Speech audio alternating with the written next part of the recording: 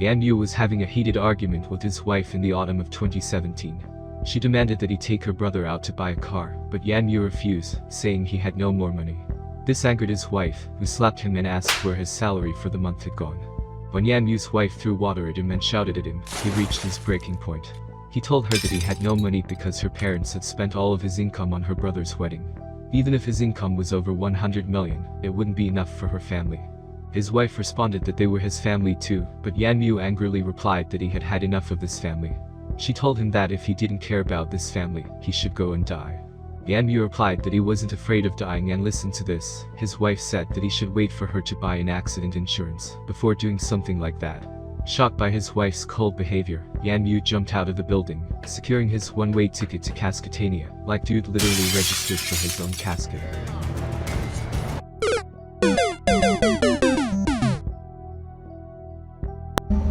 I'll be back.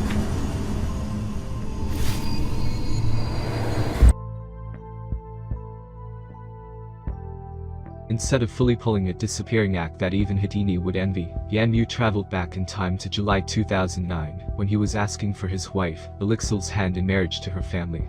He was shocked to wake up back at this moment, but quickly reoriented himself, and decided to do things differently, as he had suffered a lot at the hands of the Fang family's greediness in his past life. As they demanded 400,000 as the bride price, Yan Yu decided to negotiate a lower price. He realized things were playing out exactly as it did in his previous life. Declining their proposal, he firmly rejects the Fang family's offer. This shocks them, yet he stands resolute, affirming that he won't contribute a single penny as a bride price.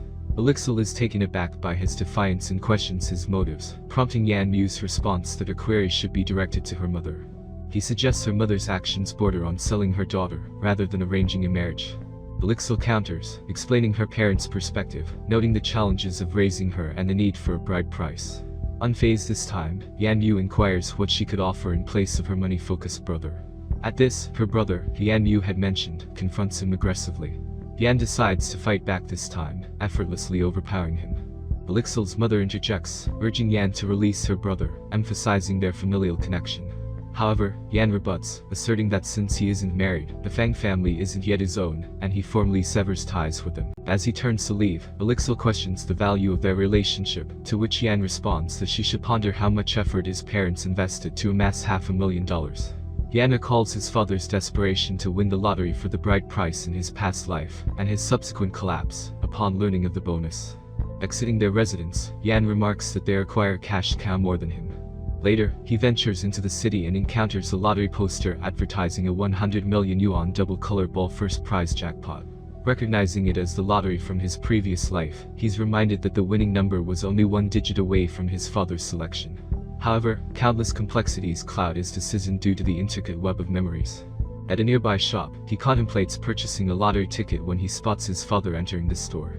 Swiftly hiding behind a wall, he observes his father purchasing the lottery ticket.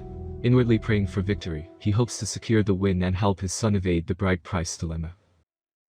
Yan makes a solemn promise to himself that he won't allow his parents to suffer any longer. Suddenly, a digital notification materializes before him, conveying congratulations for successfully connecting with the Eye of the Lord God system. The message outlines a task for the novice guide. Amass 100 million assets and establish his own industry within the next 24 hours. Currently, there are 21 hours remaining. A warning accompanies the notification, emphasizing the need to complete the task meticulously, or else his life will be confiscated permanently. Stunned by this revelation, Yan Yu walks home, his gaze shifting to the sun symbol on his hand. He contemplates the irony of being given a mere 21 hours to live just after coming back to life, questioning the legitimacy of such a time frame. His thoughts are interrupted when he hears the familiar voice of Meng Yao, a childhood friend and a pivotal figure from his past life. Recalling that Meng Yao's mother fell victim to a $500,000 scam while staying at his house, Yan Yu's determination solidifies to save them this time around. Rushing to her aid, Yan Yu intervenes as Meng Yao is accosted by a group of thugs. The men taunt her about calling Yan Yu for help. Swiftly, Yan Yu strikes one of the men, freeing Meng Yao from his grasp. She embraces him in gratitude, while the man he punched grows incensed and launches an attack. Meng Yao alerts Yan Yu to the imminent threat, and he reacts just in time, seizing the attacker's incoming punch. Chiding the assailant for claiming to be Weji's heavenly father while possessing meager skills, Yan Yu holds onto the man's hand as he cries out in pain, begging to be released. Another thug advances menacingly, threatening to erase him like he's a bad Tinder match, but he restrains the aggressor, asserting that they are present solely for money, and cautioning against any rash moves. Despite their threats, they express skepticism due to Yan Mu's seemingly modest appearance, questioning whether he comprehends the magnitude of $500,000. Yan responds that he promised to give money in 3 days. The thugs chime in, mentioning the medical expenses of brother Leozi, and adding 1,000 interest on top. They indicate that if the money isn't paid, they expect the girl to shoulder the debt. Yan counter-offers that he'll provide the money within 3 days, but the condition is that they must apologize to her on their knees. The thugs depart, throwing in a dramatic line about their boss being the head of Fidelity Real Estate, and how if they can't manage the funds, he'll personally amputate their legs. Once again, a digital notification appears for Yan, reminding him he has 20 hours left for the mission, and his life is tied to the survival points. The current value of the survival point is abnormally low, and the host's body might randomly experience adverse symptoms. Yan finds this bewildering, pondering over the bizarre connection between his life and these seemingly virtual survival points. He snaps back to reality when Ming apologizes to him, and she assures him they'll locate her no matter where she goes. Yan reassures her, saying money isn't an issue, and he'll ensure they apologize to her within 3 days. Amidst this chaos, Yao suddenly feels lightheaded and stumbles into Ming. Amid his apologies to Ming, Yan's inner thoughts unravel this might just be a random and unexpected side effect dictated by this whimsical system. Meanwhile, Feng's family is huddled together, discussing Yan's unusual behavior. Ulexil's father grows irate, even resorting to a comical slap to illustrate her lack of control over a man. Her mother interjects, urging restraint and suggesting something might be off with Yan today. Her father concedes, attributing Yan's odd demeanor to an accidental windfall, perhaps hinting that his sudden wealth might have gone to his head. With an air of determination, her father urges Ulexil to head to Yan's place, hoping to prevent anyone else from snatching him away. Her mother echoes the sentiment, encouraging Ulexil to meet Yan while ruminating on his eccentric behavior. At Yan's residence, the doorbell chimes. With Ming opening the door, Ulexil bursts in, ignoring Ming and making a beeline for Yan, demanding an explanation for his previous actions at their house. Yan tells Ulexil that her visit is unnecessary, as their relationship has ended. Ulexil becomes angry, wondering if he's seeing someone else due to his sudden change in attitude after the bride price was raised. Yan clarifies that he isn't involved with anyone else, but they cannot sustain a relationship. He suggests that she should also consider leaving her family's home for a chance at more freedom. Ulexil leaves in a huff, threatening to make him regret his decision. Ming is perplexed by the abrupt shift in their relationship, but Yan assures her not to worry, and then informs her that he's going on a trip, and she can stay the night. Yan goes to Zhengcheng City Street, where the lottery results are being announced, and his father is also present among the crowd. Yan stands aside quietly, engrossed in a magazine, contemplating how this system is meant to help him acquire Fidelity Property, a lucrative investment option. He recollects Fayuda, a prominent business in Zhengcheng City, and envisions becoming the city's wealthiest person by taking over the company in a few years. The following morning, he visits Fidelity Real Estate and is taken aback by the crowd there, considering the company's recent bankruptcy. At that moment, the system sends him another message, indicating limited time before the mission deadline.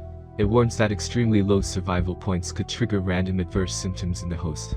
A sudden heartache grips Yan as he regrets his choice to spend time at Taybank to cash a bonus check and waste an hour there. While standing there, Yan approaches some passing people and asks them about the situation with Fidelity. They inform him that they're on strike due to unpaid wages for nearly half a year. Yan mentions that it's not unusual for construction sites to delay payments, so he wonders why there's such a commotion here. The man explains that rumors are circulating about the big boss running off with the money. Additionally, the second boss, Kong Rui, also suffered financial losses, leaving no funds to pay the wages. People are protesting to pressure the company into settling the matter. Surprised by this news, Yan questions the authenticity of the reports about the big boss's escape. The man confirms that the information is from within the company, and mentions that they're blocking the way because Kong Rui is expected to show up. Yan expresses his gratitude to the man and hurries away, realizing he still has a chance to complete his task in less than an hour. Just then, Kong Rui arrives in his car amidst the workers' protests for their wages. His bodyguard suggests calling for backup, but Kong believes that would lead to unnecessary harm. Their discussion is interrupted by a knock on the window. Yan urgently tries to grab their attention, realizing he has only 25 minutes left to fulfill his mission. Yan enters the car without permission, surprising them, and quickly introduces himself to Kong, mentioning he has business to discuss. The guard demands Yan to leave, warning of consequences if he disobeys. Yan calmly counters that what he's about to say could determine whether Kang spends his life in jail, and asks if they're certain they want him to go. Kang responds that he doesn't want a false pretense about the wages, asserting he has plans to arrange the money, and Yan can't force his hand. Yan clarifies that there's a misunderstanding, as he's actually here to provide them with money. He explains his intention to help them recover from financial losses, including outstanding wages. He's planning to purchase Fidelity Properties and become the owner. In response, Kang asks if he comprehends the extent of economic losses incurred by this project. Even covering the wages of the migrant workers will pose a significant challenge. Yan urges them to state a specific amount, as he's pressed for time. With the system notifying him of only 10 minutes remaining to complete his task, Kang informs him that the price is $50 million. Kang coolly remarks that it's not an exorbitant sum, which irritates Kang. He orders his bodyguard to remove Kang. Surprisingly, Kang effortlessly restrains the bodyguard, demonstrating unexpected strength. Kang conveys that although he lacks sufficient funds for the workers, he doesn't have the luxury of time, and if Yan is jesting, they can be polite about it. Yan assures Kang he'll obtain the land for $50 million, and can pay immediately, thinking that he can double his earnings by acquiring all of Kang's land, as reported in the news. Kang remains skeptical, but Yan, aware of time constraints, suggests they settle on a price.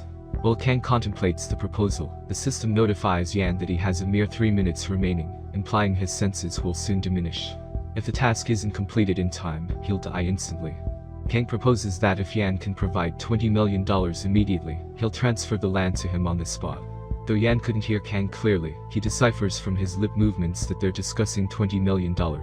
He suggests directly going through the transaction process, as he's in a hurry. Kang directs his bodyguard Kai to expedite the transfer with Yan, while the system initiates a 10-second countdown.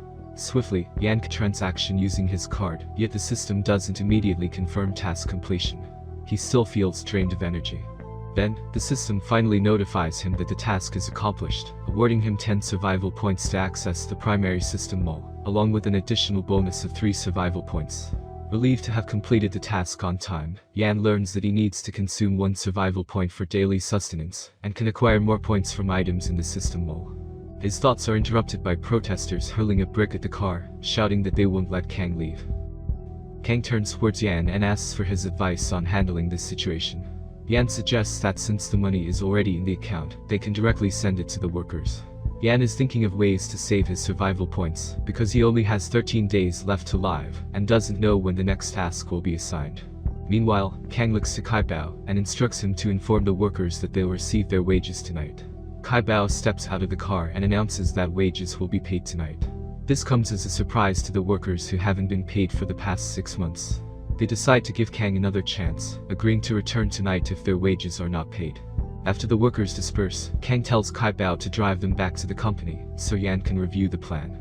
They arrive at the Fidelity building and show Yan their planning book. However, Yan indicates that this plan is no longer necessary and advises against any action in the circled area. He then urges Kang to promptly purchase another plot of land. Kang expresses doubt about the value of the land, but Yan reassures him. Yan is aware that the location will likely become a commercial area due to several new school buildings in the vicinity. He instructs Kang to buy the land, and emphasizes the importance of constructing a large shopping mall, specialty restaurants, a snack street, a bookstore, and a budget hotel there. He adds that the design should be fresh, and a reliable construction team of good quality needs to be hired. Kang assures Yan that he will handle the task, and Yan encourages him not to worry, promising good treatment. Kang then informs Yan about an investment reception at the Jinpeng Hotel tonight, mentioning the presence of numerous projects there. He invites Yan to join him if he's interested. Yan agrees to accompany Kang, thinking that survival points can be earned through successful investments and income. He believes that if he can make successful investments, he'll be able to accumulate many survival points. In the evening, he goes to the Jinpeng Hotel for an investment reception. There, he spots Alexel dressed boldly and standing with another man. He's surprised to see that she has moved on so quickly. On the other hand, Alexel is in this situation against her will, and she regrets that if Yan had not turned down their proposal, she wouldn't have to be with this undesirable man. Despite making eye contact, they walk past each other in silence. A man walking beside Alexel deliberately bumps into Yan, and then mocks him, suggesting he doesn't belong in such a place due to his modest appearance. This man becomes furious when Yan responds with a playful comment about his attire. The man threatens Yan, questioning how he dares to hit on his girl right in front of him.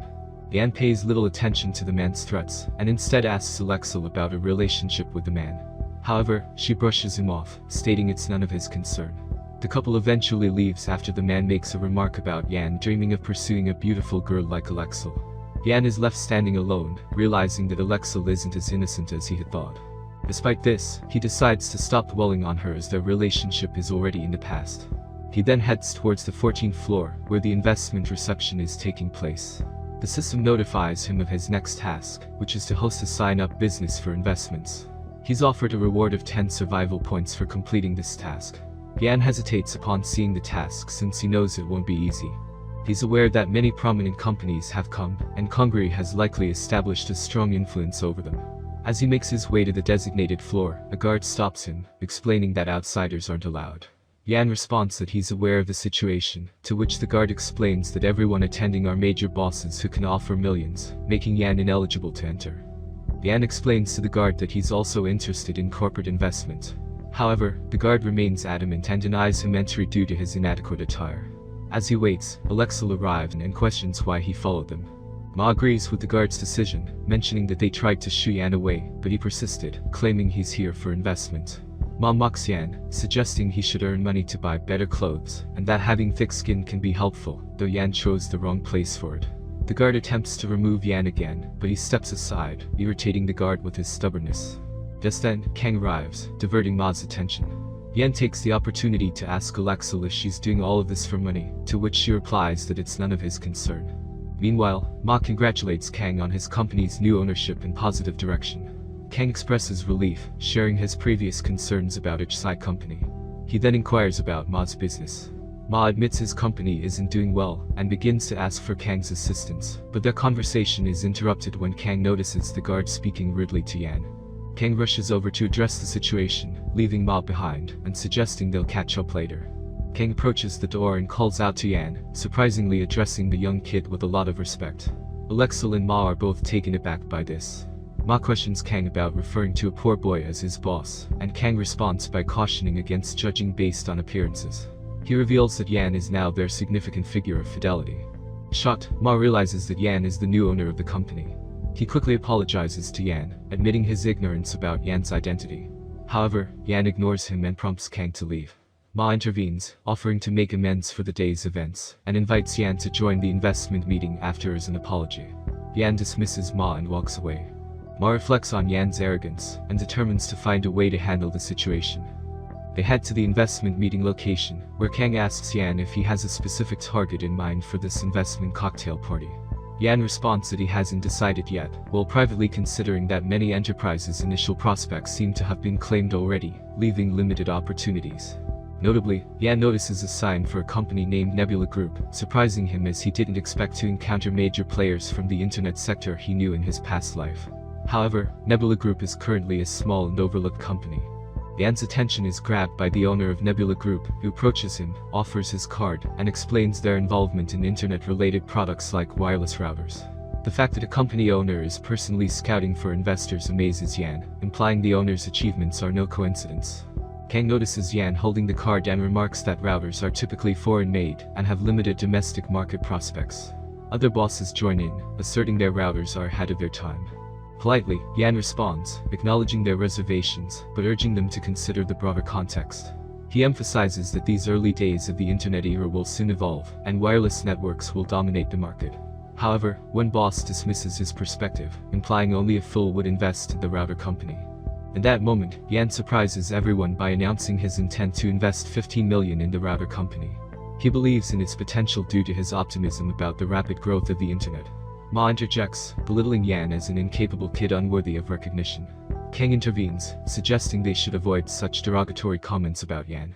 Yet, Ma remains unmoved, stating that everyone knows they're under the control of the unscrupulous Uasia Dragon Group. He accuses Kang of deliberately withholding wages from workers and trying to benefit from subsidiary companies, before eventually leaving them. The revelation shocks the crowd, as they are well aware of Kang's dubious reputation, and they start to associate Yan with the same character traits. Ma adds that Kang would have been better off not working under Yan if he were smarter. This incenses Kang, who becomes furious and attempts to attack Ma. However, Yan intervenes and directs his attention to Ma, questioning whether Ma is confident that he can't invest $15 million. Ma asserts his confidence in his statement. In response, Yan proposes a bet involving his investment of $15 million and the truth about fidelity. Ma boldly accepts the bet, certain that Yan will lose. Yan adds that the loser of the bet must publicly kneel down, admit their mistakes, slap themselves 3 times, and disclose the truth about fidelity. Ma hesitates to commit to the bet, realizing it could jeopardize his credibility. Yan taunts him, asking if he's afraid. Just before Ma responds, another voice chimes in, explaining that everyone has been waiting for this spectacle, and he can't disappoint them. The speaker emerges, recognized by everyone as Tang Ning, the second young master of the Tang family. Ma questions why Tang Ning is present. Yan recalls that in their previous life, Ning was the head of the Tang family in Jiangqing City. Since the Nebula Group sourced raw materials from the Tang family, Yan sees this as an opportunity for Nebula's future development. Ning assures them to continue with their bet and dismisses his own influence. Ma hastily backtracks, claiming they were just joking.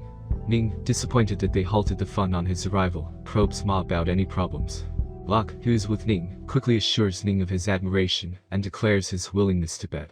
Kang advises Yan to reconsider the bet, but Yan remains steadfast, searching for his card in his pockets. As Yan searches, Alexel approaches, suggesting he spare himself the embarrassment and leave. Ma intervenes, taking Alexel away, and comments that people like Yan can be relied upon, implying Yan should give up already. Right at that moment, Yan locates his card and with enthusiasm, addresses Zhang. He emphasizes that being a human is comparable to conducting business, as honesty is key. He explains that he has money on his card, and if they are ready to collaborate, he can promptly transfer the investment funds. Zhang accepts his offer with enthusiasm. This angers Ma, who snatches the credit card from Yan, mocking him for pretending. Ma questions how someone who wants to invest $15 million still uses an ordinary card. Yan retrieves the card from Ma's grasp, challenging them to try the card if they doubt him. Zhang steps forward to process the payment, but when he attempts, the card shows insufficient balance. Everyone is astonished. Ma ridicules Yan and demands an apology and for him to kneel. Ning intervenes, asserting that honesty and a willingness to bet are paramount. Ma swiftly changes his stance, agreeing with Ning and wanting Ning to make the final decision. Kang proposes that there might be a system error due to the significant transaction, suggesting that the bank be contacted to send a professional to investigate. Ma dismisses this idea, calls the guards to restrain Yan, and orders them to encircle him. Yan retorts, proposing that they await the bank staff and inquires if Ma is scared. Ma commands Yan to kneel, presenting it as Yan's last chance. However, Yan refuses, asserting it's too early for such a statement, and he didn't lose the bet, thus, Ma should be the one kneeling. Infuriated, Ma orders the guards to subdue Yan, but Kai Bao steps in to shield Yan. Unexpectedly, Yan leaps into action, incapacitating all the guards with swift kicks, shocking Alexel and Ning. Suddenly, a member of the bank team arrives, mentioning they received a call from Kang, and came to inspect the situation.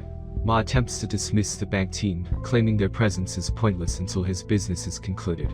However, Ning intervenes, suggesting that since they're already here, a few minutes of waiting for the bank team to assess the situation won't hurt. Ma reluctantly agrees to let the bank team investigate the card issue, partially due to Ning's influence. The bank team discovered that Yan's card had no balance, and inquired whether his recent available funds had reached $50 million. After Yan confirmed this, the bank employee informed him that if he moves too much money, his card might be temporarily frozen. However, if his funds are legal, they can lift the freeze, offer upgraded services, and even provide him with a customized gold card. This revelation left Ma shocked, and he attempted to suggest that Kang orchestrated this situation. Yan brushed off Ma's comment and engaged with the bank employees, assuring them that his fund sources were transparent. He inquired about the possibility of continuing fund transfers in such circumstances. The bank representatives confirmed that his bank card was operational, and he could apply for a customized gold card. Amidst this, Ma yelled that it wouldn't count until the money was transferred to Nebula. Yan handed his card to Zhang again, and this time the transaction was successful. Kang confronted Ma, asking him for his response now. Ma still claimed that they disliked him and accused them of cheating, insinuating that he would kneel before them. At that moment, Ning pushed Ma to the ground, urging him to take responsibility for his actions, and not waste more time. Ma then turned to Yan, apologizing and admitting he shouldn't have provoked him. Yan reminded him of the other clauses of the bet, and Ma quickly affirmed his commitment to kneeling, slapping, and apologizing. Yan also insisted that Ma must reveal the truth about fidelity, as he couldn't let Kong continue to shoulder the blame. Ma confessed that he fabricated the story about fidelity being acquired due to his envy of Kang's good fortune. Ma, feeling the weight of everyone's judgment, left the scene, vowing to himself that he would remember Yan's humiliation and seek revenge in the future. After investing in Zhang's group, Yan is approached by Zhang, who expresses gratitude for the investment and assures him that he won't disappoint. Following the conversation with Zhang, Yan goes to Ning and expresses his gratitude for the help he received that evening, mentioning that Ning can ask him for any favor in the future. While observing all of this, Alexel reflects on how her relationship with Yan has developed and acknowledges that without him, she wouldn't be where she is today. She recalls her family pressuring her to attend the investment meeting with Mr. Ma, and how her father insisted she find a potential husband. After Yan thanks his acquaintances, Alexel leaves the meeting. Soon, Yan receives a notification from the system informing him that he earned 10 survival points for completing the mission. However, the system also states that it will now deduct 10% of the survival points he earns for upgrades. This bothers Yan, as he's frustrated that the system not only controls his life, but also charges him fees. Just then, Kai Bao approaches him and informs him that the factory workers are causing trouble again. Kang questions Kai Bao about why this issue has resurfaced, especially after he instructed him to release the wages to the workers. Kai Bao explains that the wages have indeed been paid, but now the workers are blocking the company entrance, citing concerns about job security, since the company has changed ownership. Kang turns to Yan for a solution, as there's a gap before the new project starts, and they can't afford to leave the workers in this state. Yan suggests they return to the company and assess the situation there. Upon their return to the Fidelity building, they find some individuals attempting to push the workers away, claiming that since they've been paid, they should leave. One of the workers shoves the man to the ground, expressing frustration that although they've received their salary, the project they were working on abruptly stopped. This situation leaves them suddenly unemployed. In response, the man, infuriated and holding a knife, rises from the ground and attacks the worker by stabbing him. The group of workers gather around an injured colleague, shouting and expressing concern, urging each other to call an ambulance. At that moment, Yan arrives at the scene and instructs Kai Bao to figure out the cause of the commotion. The situation remains tense as some individuals continue to intimidate the workers. Kang arrives shortly after and inquires about the situation involved. The instigators claim that they are assisting Kang in asserting his authority, and suggest that it's a minor issue, requiring only a small monetary compensation. Yan approaches one of the workers and asks if they've called for an ambulance. The worker responds that they have, but due to the severity of the bleeding, it's unlikely the ambulance will arrive in time to save the injured man. The workers sit despondently on the ground, sharing their stories of hardship caused by the halted project. One worker describes his personal struggle, mentioning his sick daughter who needs surgery, but losing his job has left him uncertain about affording the procedure. Suddenly, another worker attending to the injured man exclaims that he has stopped breathing, yet the ambulance has not yet arrived. Kang instructs Kai Bao to restrain the troublemakers, who remain unrepentant for their actions. While Kai Bao deals with them, Yan checks on the injured worker and uses the system to determine that despite still breathing, there's little hope for his survival. Yan ponders the idea that if the system can influence his life, there might be a way to save someone else's life too. He questions the system if there's a method to rescue the dying worker. The system responds that after an upgrade, a revival medicine will be available in the system's store, which can be obtained using survival points. Yan checks the store but only finds pills for strength, agility, and stamina, which won't help in this situation. He asks the system if there's an alternative way to save the worker. The system suggests that he can use survival points to extend the person's life temporarily, ensuring their survival. It calculates the cost and informs Yan that he will spend survival points for this action. The system then seeks his confirmation, emphasizing that this function is a one-time use and should be considered carefully. Yan decides to proceed, realizing that allowing the man to die here is no different from the actions of the thugs, and his death would negatively impact the new project. With his survival points deducted, the person starts breathing normally again.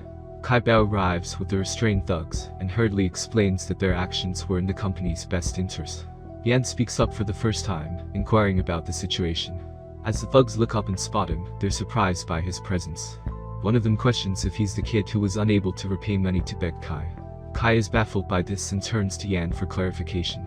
Yan simply suggests that Kai should question the thugs. The thugs are annoyed by Yan's casual demeanor, and swiftly inform Kai that this kid's aunt borrowed money from the mafia, owing $500,000, which is due tomorrow. They claim that even if he can't pay, it won't be an issue, as they can sell his sister on the black market. The other thug supports this idea, implying they can profit from his sister's sale. Kai is furious at hearing this, and accuses them of treating his company like a criminal organization. Kai then addresses Yan, expressing his awareness of the company's past situation. He explains that Ma urged him to release the thugs, claiming he had a plan to secure the money. Feeling compelled, he allowed them to leave without wanting any harm to come from it. Kai points out that now that Yan has acquired fidelity, there are no more outstanding foreign debts. Yan steps towards the thugs and gives them a kick, surprising the onlookers, including the workers who are glad to see the bullies being dealt with. Right then, the ambulance arrives, and after assessing the patient, the doctors request that the workers clear the road, as the injured person needs immediate blood transfusion, and must be transported to the hospital swiftly. Kai turns to Yan, inquiring about the next steps. Yan responds that their priority is to arrange for the relocation of these workers. He assures them that there's no need to find another construction team for the ongoing project, so work won't be disrupted. Curious, the workers ask Yan about their concerns regarding overdue wages from the past, and the fear of a similar situation occurring again. They also worry about the possibility of money disappearing if they stay. Yan reassures them, stating that the company will provide them with employment contracts to ensure timely salary payments and their safety at work. Additionally, they will receive dividends at the year's end. The workers are pleased with this resolution and agree to sign the contracts. Kai Bao comments to Kang that it's the first time he's heard of contracts and dividends being offered to non-managerial workers. Kang acknowledges that without Yan, the company would have collapsed. Kai Bao adds that Yan is both wealthy and capable. Kai Bao then asks Kang how they should handle the thugs, but Kang directs his attention to Yan, who is approaching. Yan suggests dealing with the situation in a manner that doesn't damage the company's reputation in the future, and takes into account the well-being of the injured civilian workers from tonight's incident. The company will cover his medical expenses to prevent a recurrence of this situation. Kang assures that he will handle the follow-up to ensure everything goes smoothly. Yan then bids them farewell and departs. Kang confides in Kai Bao that Yan is a determined individual with strong business acumen, even better than him.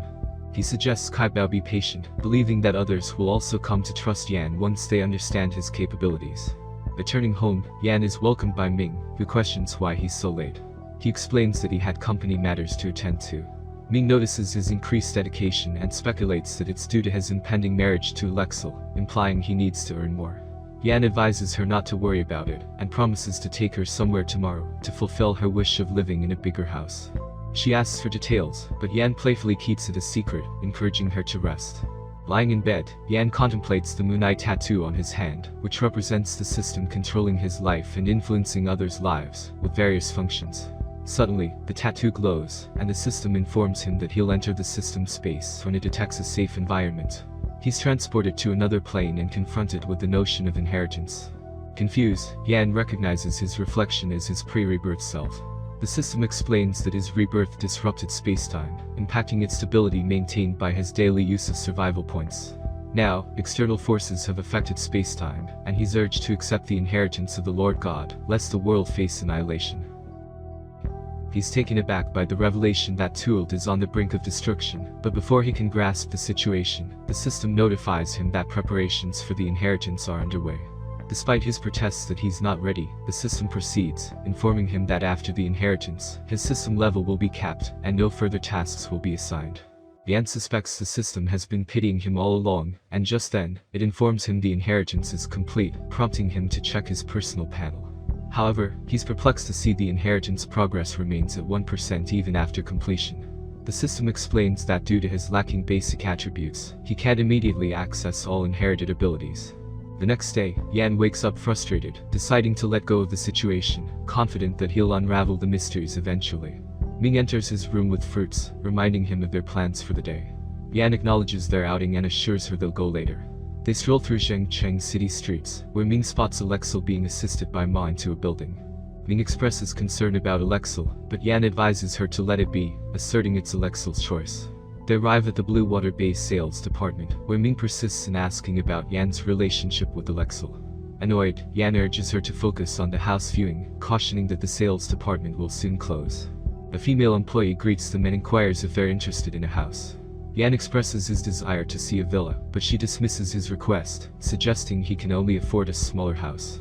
She explains that he can view the available small houses and proceed with the down payment, allowing him to pay the rest over time. Ming remarks to Yan that these houses are under the Shenzhen group and thus quite expensive. She questions if he truly intends to purchase one. Yan responds by explaining his desire to fulfill Ming's wish of owning a villa, despite the cost. The employee interjects again, querying if Yan comprehends the substantial price of the villas, and if he genuinely wants to buy one. Yan firmly reiterates his intention to purchase a villa, momentarily disregarding Ming, who suggests they leave the place. The employee continues, criticizing their choice of attire in relation to their aspiration to buy a villa. Ming becomes agitated and insists they depart. However, before they can exit, a man arrives, recognizing Yan with surprise after a long time. Yan identifies him as Zufei, a former junior high school classmate who has now achieved success in business. He greets Zufei and acknowledges the passage of many years since they last met. Zufei comments on Yan's unchanged appearance and recalls that Yan's family wasn't well off, evidenced by his modest clothing. Yan brushes off this observation and redirects the conversation, asking Zufei about his current endeavors. Yan recalls from his previous life that Zufei had been involved in a small business that eventually failed. Zufei informs Yan that he now runs a small business and is seeking an additional house. He inquires if Yan is also house hunting, suggesting that Yan might be interested in a small apartment. The employee jumps in to comment that a person's home also reflects their social status, asserting that individuals like Zufei are the city's young talents. Zufei chuckles at the remark and turns to Yan, expressing his intention to discuss a business matter with him later. He proposes that they either talk later, or Yan can proceed with choosing a house first, as the decision wouldn't take Yan much time. Yan agrees to prioritize Zufei's matter, and suggests they can discuss the business immediately. Zufei departs with the employee to view the houses, while Yan instructs Ming to wait for him, mentioning he will return after making a phone call. Zufei opts for the apartment and promptly makes a payment of $2 million, privately hoping to outshine Yan in popularity through his wealth. He spots Ming standing alone and approaches her, questioning whether Yan ran away due to being unable to compete with him financially. However, Yan himself arrives and interrupts their conversation, expressing his interest in purchasing a house. He explains that he had a sudden matter to attend to, causing the delay. Zufei inquires about Yan's housing preferences and offers his assistance for reference. He adds that his father is working at the construction site, and Yan could send him to help move fewer bricks and receive some extra money, as it's virtuous to aid others. Ming reacts with anger, stating that Zufei shouldn't undermine someone's dignity for a small sum, and emphasizes that Uncle Yan earns his money through hard work, making him just as noble as Fei's. Zufei contends that he's merely offering help, not degrading anyone, and points out that money is an undeniable reality in society. Ming attempts to retort, but Yan intervenes, thanking Fei's for his goodwill, while cautioning him about the consequences of inappropriate remarks. Zufei responds that he's trying to assist, but believes Yan needs education due to his financial difficulties. The employee murmurs that Yan is making a fuss even though he can't afford a house. Zufei instructs her to call the guards and have Yan removed, claiming that he's spoiling his mood. Just then, a bank employee arrives, presenting Yan with his gold card. The manager of the housing department also emerges, inquiring about the commotion. The employee quickly attributes the situation to Yan's attempt to cause a disturbance, asserting that he can't afford their houses, yet is creating a scene. Yan pays no attention to their comments, and presents his card to the manager, who is taken aback by the sight of the card, and immediately offers a bow in respect. She apologizes for the inconvenience caused and pledges to personally assist him. The Jin protests to her manager about allowing a person like Yan to remain, but the manager disregards her and continues apologizing to Yan, attributing the misunderstanding to her employee's lack of awareness. Zufei interjects, claiming that he, as a recent house buyer, should be respected more than Yan. The manager turns to Zufei and questions if he recognizes the gold card in Yan's possession, to which Zufei dismisses it as a subpar card. Zufei then tries to seize the card from Yan, only to be astonished by the revelation that Yan holds in SVIP status. Rendered speechless, Zufei queries if Yan stole the card, but Yan pays no mind, pondering that there were 2 villas here that would have appreciated in value over the years.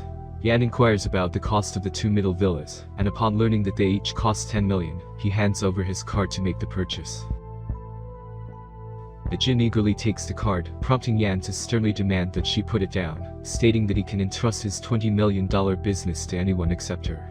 The manager reassures the Jin that she will personally oversee the transaction for Yan, and informs her that she needn't come to work starting tomorrow. Zufei once again approaches Yan, expressing his surprise at Yan's newfound affluence, and suggesting they go out for drinks later.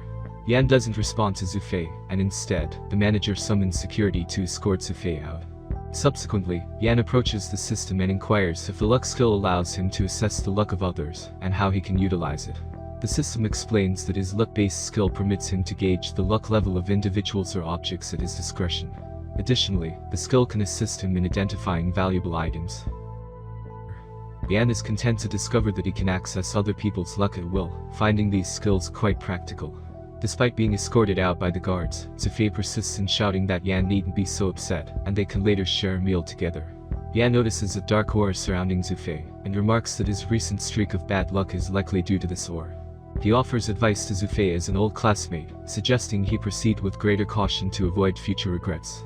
While Zufei is being led away, Jin implores the manager not to fire her, revealing her father's ongoing illness, and how her job is critical for his survival. Witnessing this, Ming comments on Jin's pitiable situation, prompting Yan to request the manager to grant Jin another chance. Yan then shifts his attention to Ming, and is taken aback to see a golden aura around her. He interprets this as a sign of her good luck, implying she must be doing well in life. Just then, a group of elderly ladies approaches Yan, lamenting that such a handsome young man is without a girlfriend. They offer to introduce him to someone, to which Yan quickly responds by embracing Ming, stating that she is his girlfriend, and that they are at the property office to purchase a house. In a whispered aside to Ming, he urges her to play along, expressing his reluctance toward going on a blind date. Ming's cheeks turn rosy in response to his words. Unexpectedly, Yan receives a message on his phone, and his surprise grows when he realizes it's from Alexel. The message reveals Alexel's presence of Shangshan 606, and her plea for Yan's assistance. Yan contemplates the possibility that Alexel might not have willingly accompanied Ma to the hotel. Ming voices her opinion, asserting that he should help Alexel, given their history. She warns that he might regret it if he doesn't assist her now. Yan initially considers it no longer his concern, but Ming's words resonate. Eventually, he agrees to go and assures Ming he will return after dealing with the situation. Meanwhile, at the Shangshan Hotel, Alexel is trapped in a room with Ma, who becomes forceful and insistent. He boasts about his wealth and influence, emphasizing that her family introduced her to him for a reason. Despite her resistance, Ma persists, arguing that she shouldn't feign innocence when she willingly accompanied him. He attempts to force himself on her once again. As Yan enters the room, Ma is taken aback and queries how Yan managed to arrive there. Ming interjects, asserting that the means of Yan's arrival aren't significant, and she had recorded Ma's reprehensible actions moments ago. Ma hastily advances towards Yan, attempting to seize the phone, but Yan effortlessly subdues him, forcing him to the ground. In a fit of rage, Ma vows not only to sleep with Yan's partner, but also to arrange a severe beating for Yan. Yan kicks Ma once more, demanding he repeat his statement. Ma begrudgingly complies, insulting Yan. Another forceful kick follows, prompting Ma to hastily apologize, beseeching Yan not to strike his face again. Yan then approaches Alexel, who laments feeling overheated due to being drugged. Recognizing the situation, Yan carries her to the bathroom, encouraging her to wash up and regain clarity. After helping her into the bathtub, Yan assures her she can call if she needs assistance again before departing. Meanwhile, outside the room, Ma plots how to exploit Yan's repeated interventions. Yan returns, delivering yet another kick, questioning Ma's intention to depart. Angrily, Ma points out that while Yan is hitting him, he hasn't actually touched Alexel, questioning Yan's motives. Yan reminds Ma of his role in bringing Alexel to the hotel, emphasizing the existence of a video as proof. He proposes that Ma pay to keep the video confidential. Ma contends that Yan and Alexel are conspiring to harm him, dismissing the idea that Yan will acquire money this way. In response, Yan maintains his composure, indicating that since Ma rejects the offer, he shouldn't lament the impending online revelation. Ma asserts that the hotel won't heed Yan's words, and won't release surveillance footage to him. To counter, Yan presents an emergency card from the hotel, implying a connection with the hotel manager that Ma should not underestimate. Ma questions how Yan obtained the emergency card, yet Yan disregards his queries. Instead, he inquires if Ma has deliberated upon the offer. Privately, Yan reflects that having manager Yan accompanied them was fortunate, leading to obtaining the room card. Realizing the grave consequences if the videos are exposed, Ma finally concedes and asks Yan how much money he desires. Suggesting 5 million, Ma is taken aback when Yan counteroffers with 40 million. Startled, Ma claims he can't afford that sum, mistakenly proposing 30 million instead. He swiftly corrects himself, offering 10 million, but Yan asserts that 30 million is the requirement. He emphasizes Ma's obligation to honor the agreement, or the incriminating images will be revealed. Alexel emerges after her shower and observes Ma's presence. She remarks that 30 million doesn't seem problematic for him. As Ma departs, stating his unfortunate day, Alexel questions Yan about the supposed 15 million investment in Nebula Group. Yan rebuts by asking if she witnessed his immediate transfer of money to Nebula. Persisting, she inquires about the sudden wealth source. Irritated, Yan responds, questioning whether money holds more importance to her than their emotions. He suggests leaving, since the situation is now safe, allowing her to return home. Yan revisits the Blue Water Base sales department and calls Ming, who eagerly inquires if the issue has been resolved. He confirms that the matter is settled, thanks to the involvement of the manager. Yan addresses Ming's anxiety due to manager Young's presence throughout, then informs Young that he will arrange the payment first, and complete the remaining procedures the following day to save her time. Meanwhile, Ma sits injured in his office, receiving massages from his employees, as a result of the beating administered by Yan. They inquire about the person responsible for Ma's injuries, offering to arrange someone to take care of the situation. Ma responds that the same individual who attacked them also assaulted him. His team becomes agitated at Yan's behavior towards Ma, but he suggests putting the matter aside for now. Instead, he urges them to investigate the Fang family, particularly their daughter, with the thought of pursuing her before paying the $30 million. Alexel's parents wait at home, discussing her absence. Mr. Fang suggests that it's been a whole day and she hasn't returned yet. Mrs. Fang remarks that if he were a true man, he would know by now, and implies that Ma might have detained Alexel all night. Alexel arrives, and her mother rushes to her, expressing relief that she's back. Alexel recounts the ordeal involving Ma drugging her and attempting to assault her in the hotel. She credits Yan for saving her. Upon hearing Yan's name, her father becomes angry, questioning Alexel's intentions, as he believes she has already broken up with Yan and is now causing trouble. Alexel argues that Yan appears to have changed, mentioning his $15 million investment at the meeting, and rumors about him acquiring a real estate company. Her mother indicates that Yan seems to have grown and suggests that they shouldn't let go of such a promising potential son-in-law. Alexel tries to convey her breakup with Yan, but her mother prevents her, insisting that she must bring him back due to his financial stability. In a city internet cafe, one boy compliments another on his gaming skills, inquiring if he's a professional player. The second boy humbly claims to play casually, despite having skill comparable to professionals. Impressed, the first boy suggests they become friends and play together. They continue playing until night when a man approaches, praising the first boy's gameplay. The second boy proposes a bet, with the loser buying cigarettes for everyone, and the winner being dubbed Dad. After 3 hours of playing, the first boy loses and prepares to leave the cafe, suspecting he's encountered scammers. However, the group stops him, insisting he followed the rules and subsequently beating him. Meanwhile, Yan is at home contemplating the system, expressing skepticism about its legitimacy. He questions the point deduction for buying a house, noting that one point vanished yesterday, leading him to conclude that the system is a scam. The system assures him that the required survival points for the upgrade have been obtained, so there's no need for concern. Yan inquires about the purpose of the upgrade that demands so many survival points. The system explains that the host's appearance after the upgrade is determined by their own idea, but the upgraded system itself has an entity that functions based on the host's thoughts. While he's surprised that it responds to his thoughts, his phone interrupts him with a call. Despite his surprise that it's Alexel calling again, he answers, only to find Alexel's mother on the line. Despite his suspicions, he listens to her. She mentions that they've always wanted him to pay a price to marry Alexel, but their family has 2 conditions. The first is that he hands over all his bank cards, and the second is that upon entering the Fang family's door, he becomes immediately obligated to help the family members unconditionally. If he meets these 2 conditions, he can marry Alexel. Yan interrupts her, shouting to not bother him again. The following day, Yan and Ming return to the Blue Water Base sales department, where the manager provides him the contract and assures him that everything is in order. Ming notices his distraction, as he's seemingly ignoring the manager. He quickly apologizes to her, declining the need for document review, and they leave. On their way home, they encounter Alexel once more. Seeing her, he asks what she wants, reflecting that despite his clear stance, the Fang family persists. Alexel informs him that her brother's IOA caused trouble in an internet cafe, resulting in a demand for $5 million. Yan states that her brother's issues aren't his concern and starts to walk away. However, Alexel stops him, proposing they go to the hotel, as he previously expressed interest in further contact. She now agrees to it.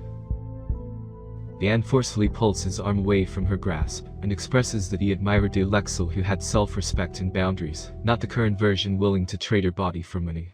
Alexel bursts into tears, explaining that her brother is still at the cafe, and her family can't gather the required amount of money, leaving her with no alternative. Yan stipulates that he'll help her under one condition. Her family should not involve him in Fang family matters anymore. Alexel counters by asserting that her family is all she has, and Yan is her sole option. In response, Yan implies that there's no point in discussing it further and walks off with Ming. Ming questions his resolve, mentioning Alexel's evident distress. Yan coldly responds that he's not involved, leaving Ming taken aback, as she recalls him being kinder before. She asks if his long-standing relationship with Alexel is truly over, to which Yan confirms that it faded in their previous life. He instructs Ming to head home, and announces his intention to go to an internet cafe. In the internet cafe, Xiaoi, the gamer boy, is being attacked by other boys who accuse him of injuring their friend and demand money. Xiaoi clarifies that they collectively orchestrated the setup. The group falsely claims that Xiaoi's family instigated the altercation with Ma, and insists that unless he delivers the money, they'll mutilate his finger and send it to his home. Yan enters the scene, and the boy at the door attempts to stop him by mentioning the cafe's closure, but Yan punches him and proceeds inside, surprising everyone present. Yan remarks on the convenience of many people being there, as he's up for a challenge. He searches his system for a strength-enhancing pill, deciding that 3 survival points are worth neutralizing the thugs. Xiaoi assumes Yan is here due to his sister, and urges him to get the money quickly to appease the thugs. One of the thugs reminds Yan that he owes him $500,000, which has now doubled to $1 million, demanding the payment to secure Xiaoi's release. Yan questions the necessity of paying, infuriating Xiaoi, who implores him to stop joking and promptly pay up.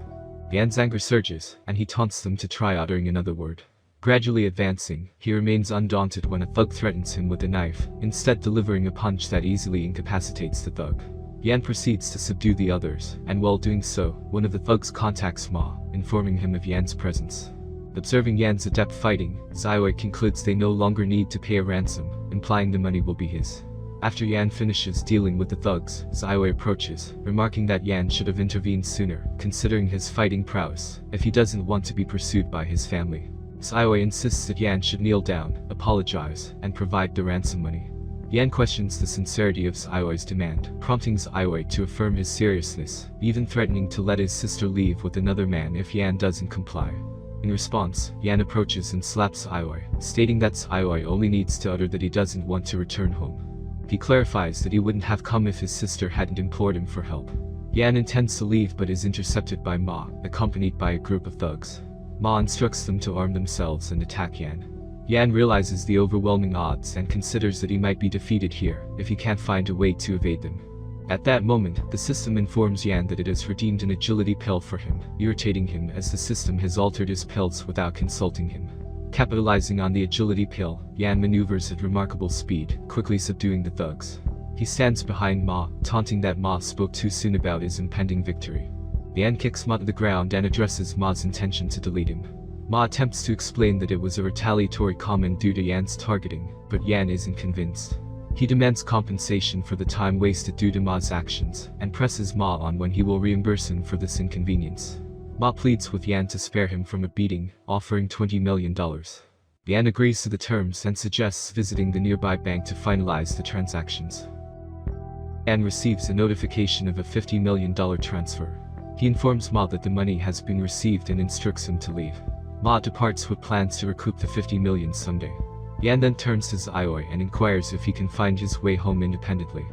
Xiaoi raises his voice, vowing to remember the suffering he endured due to Yan's involvement. Yan questions Xiaoi's gratitude, asking if this is how he treats someone who saved his life. Xiaoi retorts that if Yan hadn't provoked those individuals, he wouldn't have faced such trouble. Yan remarks on Xiaoi's ability to twist things and dismisses him, telling him to leave. Xiaoi rushes away, issuing threats of informing his parents about the day's events. Yan turns to the system to check his survival points, and is surprised to see he received $50 million. However, he notices that his survival points remain unchanged. The system explains that since the $50 million isn't properly sourced, it can't count as the host's income, and it is reserved to all the upgrade resources.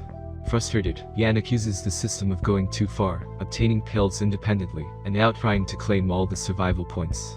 The system justifies its actions, claiming it's for the host's ultimate benefit, leading to better advantages after a successful upgrade. Meanwhile, Alexel is at home, facing her mother's scolding for her inability to handle Yanmu. Her mother expresses concern that Alexel's brother might get deleted. Alexel responds that she's powerless since Yan has given up on her entirely. Their conversation is interrupted by her brother's return. Her mother rushes to him, questioning why he came back so abruptly. Xiaoyu asks if she's not happy to see him, and Mrs. Fang quickly reassures him, inquiring about his injuries. Xiaoyu explains that Alexel sent Yan to rescue him, but Yan only came to embarrass him further. Alexel is taken aback by the revelation that Yan intervened to help her brother. Zayu lifts his bruised cheek to show his mother, describing how Yan's beating was worse than what he experienced at the hands of his kidnappers. Zayu turns to Alexel and questions her. She's aware that all her money comes from Ma. Mrs. Yang asks Alexel if this is true, and she responds that she believes so, recalling when Yan Mu asked Ma for $30 million during the incident. Alexel's mother points out that if this is the man she used to have feelings for, he seems to be exploiting her for financial gain, and then acting hostile. Alexel decides to go to Yan immediately and demand the money, suspecting that this might be Yan Mu's real motive for being with her. Later, Yan is having lunch with Ming. He notices his troubled expression since he returned and inquires if he's facing some bullying. Yan swiftly denies it and urges her to eat. When Ming asks if he's still thinking about Alexel, before she can finish her question, they are interrupted by an agitated Alexel. She confronts Yan, asking him about his intentions.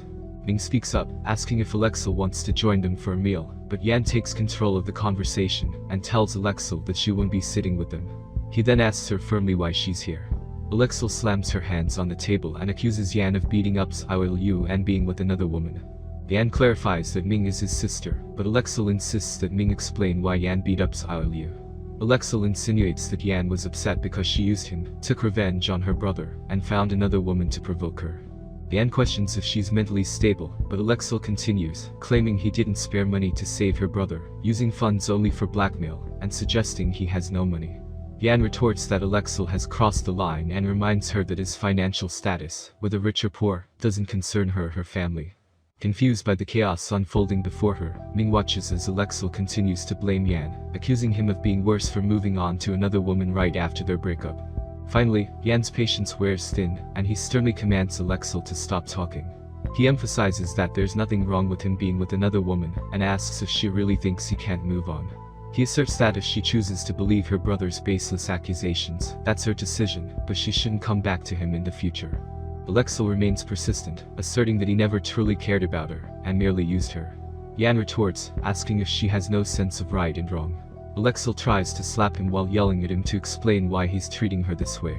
However, he catches her hand before she can strike him and tells her that they've already broken up, so she should stop behaving irrationally. Alexel storms off, warning him that he will regret his actions. After she leaves, Ming suggests to Yan that he follow her, but instead of addressing her question, Yan apologizes for scaring her earlier. Ming reassures him that it's alright and asks if there's really no chance of reconciliation with Alexel. Yan advises her not to worry about it, and believes that Alexel is likely plotting a way to retaliate. Later, Yan visits the Fabulous Group office and meets their CEO, Zhang, who expresses gratitude for Yan's assistance.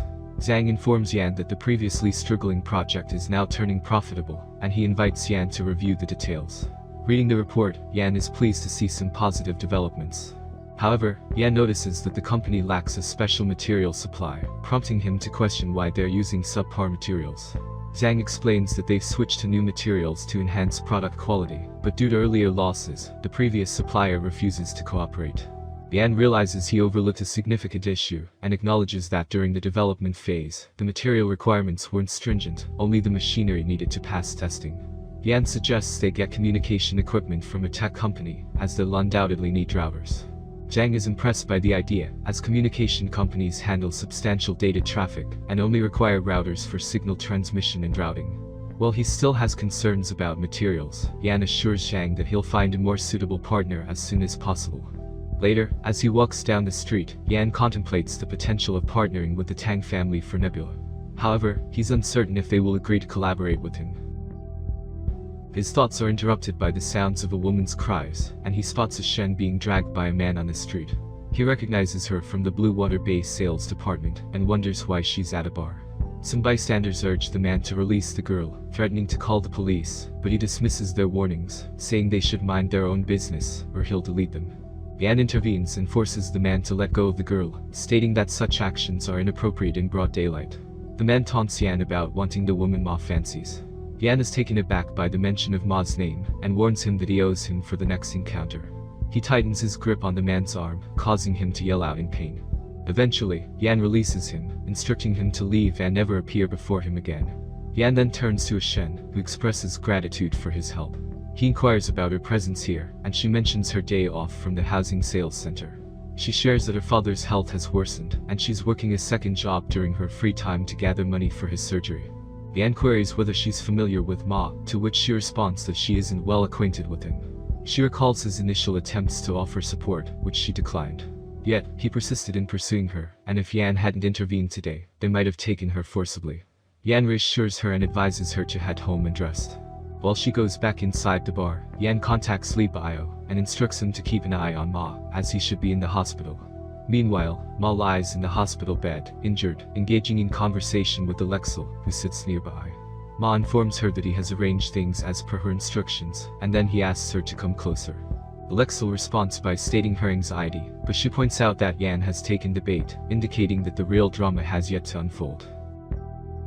Ma expresses concern about potential miscalculations on the bar's part, considering Yan's recent visit. He wonders how he would deal with such a loss, given that Yan came to him once again, even though Ma wasn't deserving of that setback. Alexel responds by reminding him of her role in helping him seek revenge. She advises Ma to forget that she's the one orchestrating this, adding that Yan is deeply in love with her. If she were to apologize to him, he would likely soften. Later, Alexel stands by a window and calls Yan, expressing her desire to invite him for dinner. She acknowledges her mistake at the hotel and wants to apologize, framing it as their final farewell. She proposes meeting at the restaurant where they had their first date. After the call, she turns to Ma and assures him that everything is going well, with the Shen's situation under control. She also discusses her compensation of 30 million for completing the task, and she promises that he will get what he desires. Meanwhile, Yan is seated at home, contemplating the collaboration aimed at framing him. He queries the system about the survival points required for upgrading, to which the system informs him that almost 20 more points are necessary to complete the upgrade.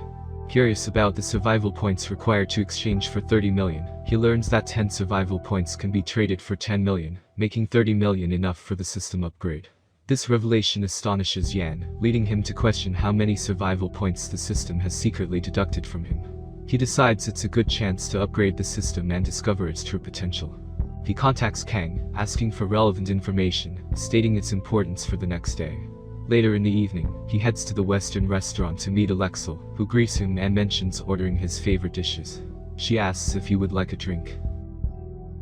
She proceeds to apologize for the recent events, and before he can respond, the system alerts him that it detected sleeping pills and red wine. However, due to his inheritance from the Lord God, he possesses a certain level of poison resistance, rendering this amount of substances harmless. Yan lifts the wine glass, taking a sip, and assures Alexel that it's alright, suggesting they move on from the past. Expressing regret, Alexel shares that she never anticipated their current situation, and had envisioned their life after marriage. Yan quips that in marriage, it would likely be her family constantly asking him for money until it eventually crushes him. Her frustration rises, and she anticipates him losing consciousness. Yan, puzzled by her reaction, inquires if he said something wrong. She responds that her family only consists of her brother. Yan playfully questions if her family has a throne for him to inherit. Alexel explains that he's her sole brother, indicating he will be treated indulgently. She inwardly reflects that Ma claimed the dosage would affect 3 people, but it doesn't seem to be affecting Yan. Suddenly, Yan faints, marking the conclusion of this segment. If you enjoyed this video and would like a second part, please comment below with part 2. Don't forget to subscribe to the channel, hit the notification